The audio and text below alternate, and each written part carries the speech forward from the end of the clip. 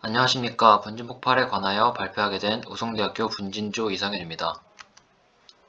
먼저 목차로는 분진폭발의 정의, 분진폭발 사고 사례, 분진폭발 조건, 분진폭발 특징, 분진폭발이 여러 조건에서 어떠한 영향을 받는지에 관한 실험, 그리고 마지막으로 분진폭발 예방 방어장치에 대해 발표를 진행하겠습니다.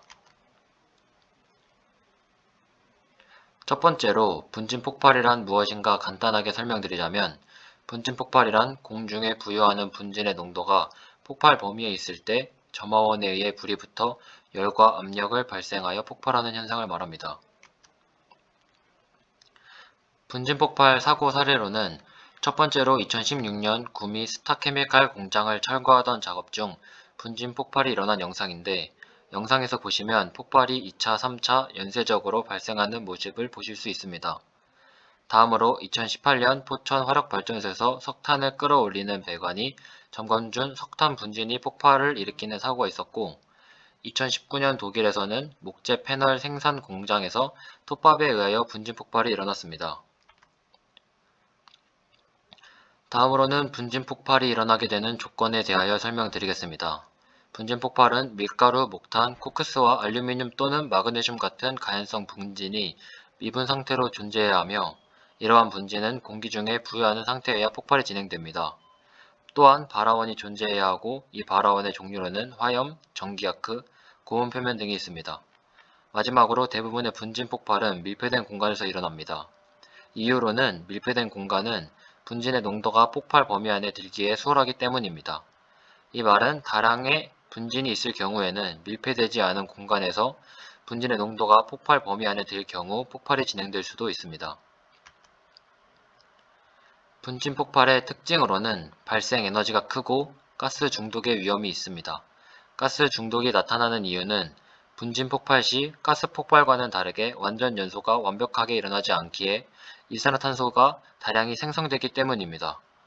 다음으로는 폭발 시 입자가 비산되므로 그 비산된 입자와 충격파로 바닥에 적재되어 있던 분진들이 부유하고 2차, 3차 폭발로 이어지게 되는 특징을 가집니다. 다음으로는 두 가지 폭발의 종류인 분진 폭발과 가스 폭발을 비교해 보겠습니다. 가스 폭발은 연소 속도, 폭발 압력이 큽니다. 가스 폭발은 한 번에 가스가 완전 연소하며 폭발하기에 이러한 차이를 보입니다. 그러나 폭발 후 발생하는 에너지와 발화 에너지는 분진 폭발이 더 크게 일어납니다. 또한 분진 폭발은 가스 폭발과는 다르게 2차, 3차 연쇄 폭발 현상이 일어납니다. 이러한 현상은 분진 폭발이 일어날 때 바닥에 적재되어 있던 분진들을 부유시키고, 그 분진들이 연쇄적으로 폭발이 일어나기 때문입니다. 그리고 분진 폭발은 완전 연소가 일어나지 않기에 이산화탄소 발생률이 큽니다. 다음으로는 시료의 양에 따라 비교되는 분진 폭발 실험 영상을 보시겠습니다.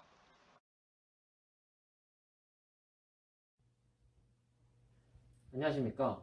먼저 실험하기에 앞서 실험 기구에 대해서 간단히 설명드리자면, 여기 있는 폭발관은 밀폐된 공간을 만드는 역할을 하고, 그 다음 여기 있는 점화 전극은 분진 폭발에 점화한 역할을 하고, 그 다음에 밑에 있는 공기가 안에 있는 시료를 부유해주는 역할을 시킵니다. 그 다음 폭발이 터진 것을 확인하기 위해 위에 파열판을 설치했는데, 이 파열판은 거름종이를 사용하였습니다.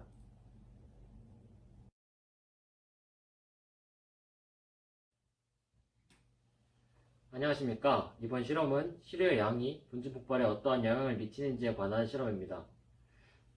현재 들어가 있는 시료의 양은 톱밥 150마이크로미터 미만 2g입니다. 폭발 진행하겠습니다.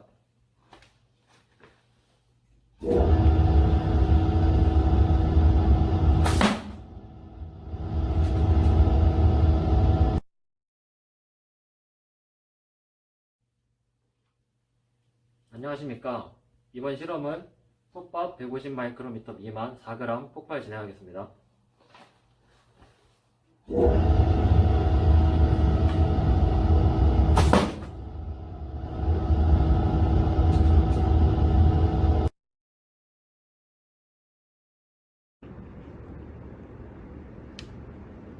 안녕하십니까.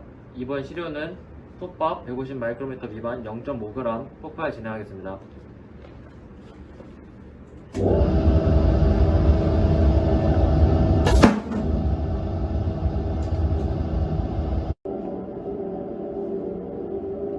안녕하십니까. 이번 시료는 톱밥 150마이크로미터 미만 0.3g 폭발 진행하겠습니다.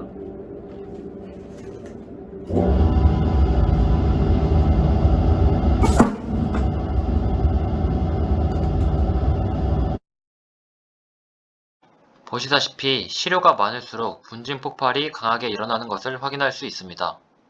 또한 여기서 확인할 수 있는 사실은 톱밥 0.3g을 실험한 것을 보면 분진이 폭발이 가능한 농도 범위에 들지 않을 경우에는 폭발이 진행되지 않는 사실을 알 수 있습니다. 두 번째로는 시료의 크기에 따라 비교되는 분진 폭발 실험 영상을 보시겠습니다.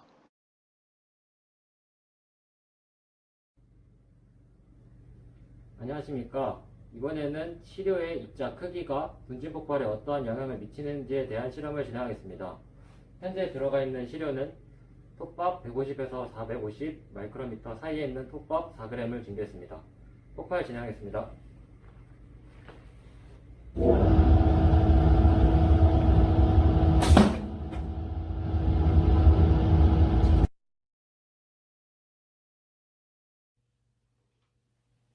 안녕하십니까. 이번 실험은 톱밥 150 마이크로미터 미만 4g 폭발 진행하겠습니다.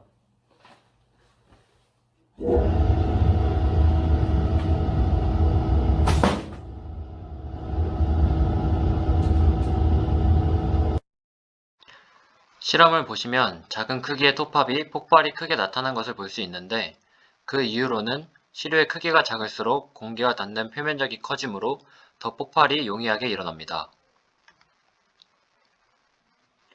세 번째로는 수분이 분진 폭발에 어떠한 영향을 미치는지에 관한 분진 폭발 실험 영상을 보시겠습니다.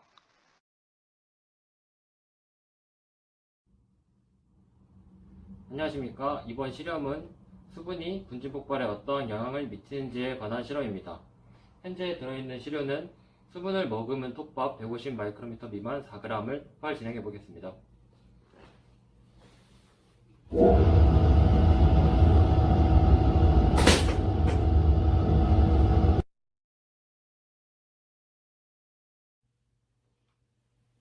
안녕하십니까. 이번 실험은 톱밥 150 마이크로미터 미만 4g 폭발 진행하겠습니다.